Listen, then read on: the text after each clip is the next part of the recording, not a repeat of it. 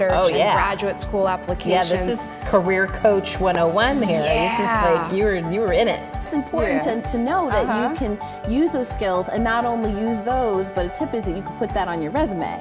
So having that connection to yourself and to your family. Hello and welcome to Career View Mirror. I'm your host, Joyel Crawford, and today's very special guest is Dr. Helen Richardson. She has 25 plus years of experience in human resources management, executive coaching, career counseling, and leadership training, and workforce development. She is nationally recognized speaker and organizational consultant. Dr. Richardson also developed a powerful process for human resources development that is the heart of career consciousness. This model, called A New Way to Think About Work, also forms the basis for her program with youth called Find Your Wings. Dr. Richardson is past president of the Association of Career Professionals International in the Philadelphia network. Welcome, Dr. Richardson. Oh, I am just so delighted to be here today. You got everything, didn't you? I did. I squeezed it all in. I squeezed it all in. Oh, that's wonderful. That's wonderful. That makes me feel good. Hey, it makes me feel good to know I'm in great company. I fell in love with you from your website. Okay. I was perusing. I saw your website highlighted in the African American Chamber of Commerce website for PA, New Jersey, and Delaware, the longest title in the world. But we met virtually through that organization, and we've known each other for almost, what is it, 3 years now? At least. Oh my goodness. At least. And then we had that wonderful time at the restaurant. And that was great. Pre-pandemic, we had one meeting before the pandemic, and we've been trying to meet ever since. This shutdown has been crazy, but it has not stopped us from staying together and staying connected. So tell me a little bit more, and tell us, the audience, a little bit more about what experience inspired you to be in this career of what you do. That's kind of a long story. But I'll try and give you the 25-minute, 25-second tour of it. Okay. It happened at a very young age.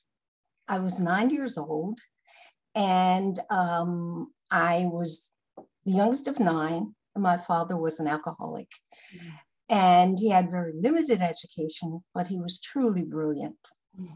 So this is very condensed, but as a young girl, I began to put together my father's alcoholism and the fact that the work that he was doing was inconsistent with his intelligence. And I said, if Daddy could do work consistent with his intelligence, maybe he wouldn't drink. Maybe he wouldn't take it out on us and on me and my siblings and my mother. And somehow or other, I said to myself, I want to help people around work. So at a very early age, I made the connection with happiness in the home and the work that people do every day. That is an amazing epiphany to have at such a young age, 9. I mean, I think about what I was doing at 9, and it certainly was not making that brilliant connection and that driving you to fuel the career and the work that you do. That's amazing. And is that and also the reason why you do the work with Find Your Wings? Yes. And the work with parents, really helping them to career coach their kids differently, so that they're not imposing, versus creating opportunities for kids to explore, and really figure out who they are and respect who they are. So, yeah. I love that. I love that. And I think it's great to start that foundation sooner than later on. I think I was in my 30s before I realized that I didn't have to live my life for my parents anymore. And I think that was mind blowing when they were like, you're a grown person. You don't have to live your life for us anymore. And I was just like, now what do I do? I've been on this path directed by what they wanted me to do versus what I wanted to do. And I think it's great to be proactive about that. I mean, what are some tips for those who may want to get into the work of helping people with the relationship with work? Do you have any tips for them?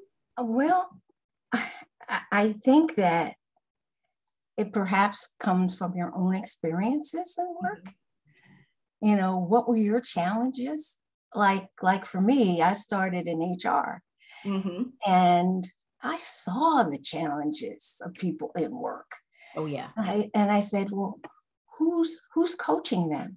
Who's helping them so that they don't derail? Mm-hmm. Who is somebody that they can trust, that can say to them, well, you know, maybe when you go to a meeting, maybe you need to hold off a little bit before you share. Mm-hmm. Or maybe it's how you dress. Mm-hmm. Now, of course, nowadays, that isn't much of a concern as it was years ago. But I still think dressing for success to some extent is important. You know? Oh, it does. There's something about, you know, they say when you feel good, you know, when you look good, you feel good. And I know that, you know, we try to instill, you know, the internal piece, but, you know, when you push up and kind of dress for the level that you want or for the role that you want, it just seems to bring about a different kind of energy. I mean, even just for this interview, I was just like, well, I could wear a sweatshirt, you know, and blah, blah, blah. And I was just like, no, this is Dr. Helen Richardson, you know, like, and I feel better about putting some, you know, makeup on. How we show up, it's a different relationship. And like you said, it's a relationship to the work that we do and how we show up. It really makes a difference. I would like to dig a little deeper into your model a bit and discuss a bit more about the part of your model about how work is a relationship. Can you tell us a little bit more about that? Okay. Well, that's the core assumption of the model, a new way to think about work. And basically what it says is that this relationship is first with yourself and then with others. And, you know, we are such an external world that people that I coach many times only know about how they show up externally. And just all of this extrinsic kind of motivation. Absolutely. And I ask them about themselves. You know, what are your values? You know, what is your purpose? And what is it that just really, really wants to come out from you? Mm-hmm. And so when I think about this work as a relationship piece, because we're in work, we don't believe that we can be authentic. Mm-hmm. We don't believe we can share in an honest, authentic way. So when I help people look at work as a relationship, I help them to think about how they act mm-hmm. with their significant relationships. What are the things that are normal kind of triggers or patterns with them? And then I help them to see how perhaps these same things are showing up at work. Mm. And when people get a hold of that, they say, wow. And it's something that perhaps in their personal life, they've sort of accepted And the people around them accept the fact that they blow off steam and all this kind of stuff. Mm-hmm. They've accepted, oh, that's just Mary. Mm-hmm. But in the workplace, you can't do that. And perhaps that person knows that they can't do that, but their body language is saying all of it. Yes. So part of what I help them to do is to get in touch with what is the belief that's behind that behavior. Mm. What is that belief? And perhaps it helped you years ago. But now, is that serving you? Right. Is that serving you? So what I love about this work is that you get to help people work out long-term kinds of things. That's good. I mean, that's good and bad. You know, I had one client that I work with, and I coached her to do kind of a 360 with her boss and with her coworkers. Woo-hoo. This was part of our coaching package. That's tough work, 360 feedback.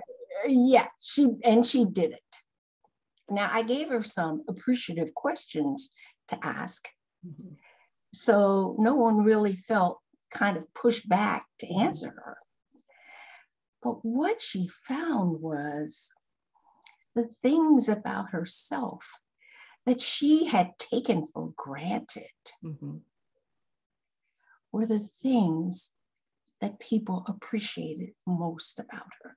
Wow. And she said to me, well, that's just who I am. That's nothing. That's nothing. I said, that is something. Absolutely. But when we looked at her personal life, realized this is really how she is. So I helped her to leverage it to a different level mm-hmm. so that she could own it, claim it, and make it a part of her brand. Nice. You see, I mean, it's such wonderful work. You know, my little icon or my mission that I developed when I was in the Gestalt coaching program. And I came out with this personal mission, and it says, I see talent in all people. Mm. I see dignity in all work. I join with others to make visible the oak tree within the acorn. And that nurtures me because I know within every person, there's something I can bring out with them that helps them to sort of celebrate themselves. Mm-hmm. So this work is a relationship thing, attaches to the other part of my model, which is work is both personal and professional. Absolutely. And I think we all are knowing this personal and professional thing now. Oh, yeah. Yeah, I mean, ever. Yeah. And the other piece that is the reward of this pandemic is people are looking inside. And they are looking at their relationship to work. Absolutely. They are looking at, what am I worth? What have I not been claiming about myself? Well, that's not much different than what you might need to do in your personal relationship. To speak up for yourself. Mm-hmm. To not be the doormat. Absolutely. You know? So I look at this work that I do as a growing process that just sort of never ends. It's a journey. Absolutely. It's totally a journey. It is a journey. And the other piece that I love about it is that I have to continue to grow. That is a piece that I think is so critical coach to coach, is that there's development and growth in us as we support our clients and the people that we serve. Yeah. I had a revelation last year about my relationship to work. And I was just like, I need to change the way I look at work and how I work, the way I work, because I experienced work burnout again after 18 years in corporate. Now here I am as an entrepreneur experiencing work burnout again. And I was just like, I can't work like this. And it's all about, how did I handle relationships? Like you said, how do I handle relationships in my personal life? And how do I need to create those boundaries in my professional life? Exactly. Everything is there. Yep. But you have to have a new way to think about work. Absolutely. You need that mindset shift. You say, hey, this is really my life. Yes. Yes. My life, you know? And within this, you know, our energy, our personal energy. You know, how many times have you been sick because you didn't set those boundaries? Absolutely. How many times? So many. I mean, it was ridiculous. 2020, I was sick the entire year, and I was just like, okay, I can't go through this another year. I have to change the way I work. And that change started last year, and it's still shifting and changing. Like you said, it's ever changing, but it does take some insight to look at the internal and not, like you said, the extrinsic and the intrinsic, really doing that deep work. Yeah, you know, what? Because you're probably making lots of money and going here and going there, and everybody's loving you. That's the outside stuff. Mm-hmm. You know, you got to look inside, you know, what's really important to me. Exactly. Yeah. I remember reading a LinkedIn post from a young lady who was getting caught up in the noise of social media and starting to compare herself to other people's journeys. And she wrote on a Post-it note, remember why you started. And that hit home so deeply. To just remember the root of why you started. Why am I doing this? You know, like, why am I working so hard?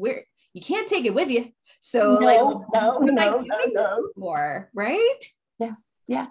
And I think particularly for a coach, there is a calmness that has to be there. There is a place of gratitude that has to be there. There has to be a way that you have gotten rid of your stuff. Yes. So that you can receive other people's stuff. Exactly. And then help them work it out and then just give it back to us. Exactly. You know? Exactly. I think the one thing that I realized very early on as a coach was that I didn't have to have all the answers. The client has the answers. It's just. Wow. Yes. I was just talking to my colleague who is a coach the other day, and I was almost doing a coaching session with her. And she said exactly the same thing. You know, and I was encouraging her to be present. Yes. Because if you're present, there is so much in the present that you don't have to worry about fixing them and all that kind of stuff. Yep. Which is, you know, a lot of what we do as consultants. I mean, we are paid to fix. Yes. But coaching is just such an other thing. It just is. It really is. I mean, what kind of certifications? I've talked with other coaches on this podcast about what certifications they've gotten. You know, are there any specific certifications or credentials that you suggest that a coach get in order to do better work or to be the best that they can be as a coach? Well, there's an International Coaching Federation, ICF, And ICF is like the gold standard. Mm-hmm. And there are many organizations that provide the training that can lead you to the ICF certification. Mm-hmm. So my certification is from the Gestalt Institute. Mm-hmm. And I was attracted to Gestalt because of their holistic, value.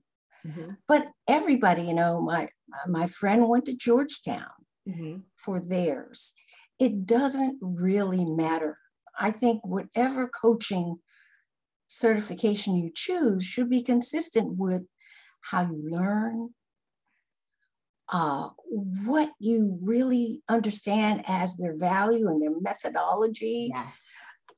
So you just have to do some research. But ultimately, I think you have to get your ICF certification. And the process that they put you through is quite extensive. Yes. And then you have to renew Mm-hmm. every 3 years. And the renewal is something else. So that's one thing. Mm-hmm. And then I think you have to be certified in some assessments. Mm-hmm. I'm certified in Myers-Briggs, the Strong, the Thyroid B. And then I do a number of informal assessments. But I think what you have to have, now I'm also a certified career coach. Yes. So that's always underneath everything that I do. Mm-hmm.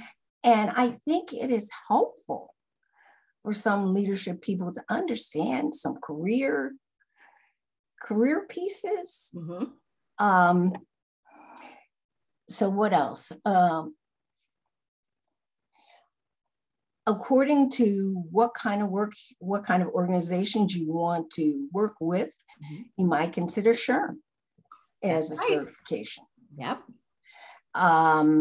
What else? And SHRM is the Society for Human Resources Management, just in case anyone is not aware of what that is. And SHRM, again, is a widely recognized credential. So I think that what you have to go for are widely recognized credentials, so that when you put it on your resume, somebody says, oh, okay, there are some standards that go with that. Mm-hmm. So those two, I mean, then of course, with both of them, you can choose the school that you want to go to, Right. To get the certification. So those places just, SHRM has its own little thing. I mean, all of them, even Mm-hmm. after you get Yes. the paper, you have to still go through another step. Yes, there's always certification that goes on. So once you've gotten the certification, you need to recertify, and that's a whole nother plethora of continuing education credits. You have your PhD. I have my EDD. Excuse me, your ED. So do you suggest that you get an additional credential like that, or is it just so happened that that's what you have in addition to everything else? I had a very non-traditional master's degree. So I decided that I wanted to get a traditional doctorate. Uh-huh. So I think going for a doctorate, you have to have some very specific goals. Mm-hmm. In many ways, it's not going to get you a dime more money. So really remember that. That's important to know. It won't for most people. So you have to really, I mean, I wouldn't have gotten a doctorate Mm-hmm. if I felt that my non-traditional master's would speak for me. I also had a goal of teaching at a small Black college. Mm-hmm. And that goal got thrown out the window when I married my husband, and he encouraged me to start this business, which, lots of times they said, I think I would have been better with small Black college. But anyway, I am here. My husband convinced me too. Go into coaching and training. Yes. So yeah, it's their fault. Yeah. I mean, for a lot of people, not a lot, but some people have come to me and asked me about going for a doctorate. You really have to have a specific goal with it. Yeah. It's a lot of time, a lot of money. One of my clients recently got her doctorate. And when we were talking and she was just moving along. She and I had been her coach from the time she was a coordinator in an organization. And I helped her realize what her purpose was and to figure out what she could do for the organization that would get them to pay for her credential. Nice. Her new credential. Yes. So they did it. She promised them that if she got it, she would do a plan for the organization based on what she learned. They loved it. She got a new position. Okay. When she got the new position, she began to really, really see things and look at where she could go. And she said, I'm going for my PhD. I didn't believe she could do it. She was in a new job. She had a 2-year-old child. Ooh. I could not imagine that she could do it. That's a lot. She had a very understanding husband.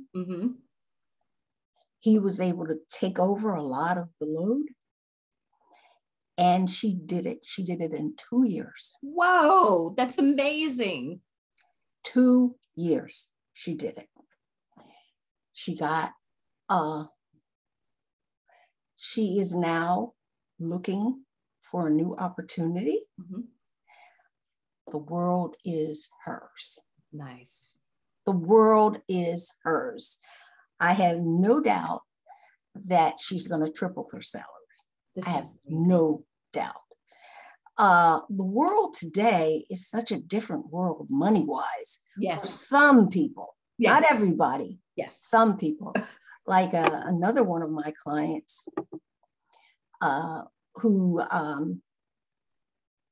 he's only been on this job 2 years. And he's saying that recruiters are just all over him. And he said, can you believe it? They want to pay me $400,000 a year. Can you believe that? But he's sticking with his employer because he believes that there's a lot for him to learn and grow there, that feels more stable for him. And that's what he wants at this point in his life. And it's more in alignment with his relationship, right? So it's yes, he has a healthy relationship with the work that he's doing there, so he doesn't want to leave. Right. He has a wonderful boss who's supporting him and encouraged him to get coaching. That's fantastic. So it's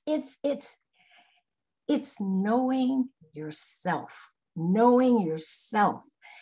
And, Whitney Houston did that song, the greatest love of all is happening to me. Learning to love yourself. Yes. It's hard. It is. It is hard. But you help them figure it out. And that's what's beautiful about the work that you do. I do. And this year I'm in a new course. It's the Neuroscience of Change. And it's put on by Coaches Rising. And I'm learning all about the brain, how the brain works, how to access your 3 brains, your head, your heart, and your gut. They are all actual brains. And really understanding what function each of them play. Also how your nervous system works. I mean, it is amazing, amazing what we know now. Amazing. Well, speaking of what we know now, I wanted to ask you one question because I know that our time has run over, but I wanted to ask you this one question I ask of all of my guests because I want to be mindful of your time. If you could share one career or leadership tip with the younger you, the younger Helen, what would that be? One career or leadership tip. younger. Okay. I would say build relationships.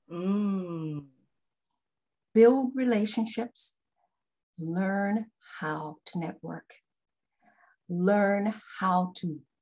So there's a difference between building relationships, which are like long-term kinds of things. You have to put a lot of time in, versus leveraging relationships. So like, for instance, you and I, yes, we are leveraging our relationship. Yes. It's amazing what the leveraging can do, because leveraging is about, reciprocity is in there. Yep. Oh, and I think that it is, I know, at least for me, it's the hardest thing to do, to really sort of put yourself out there.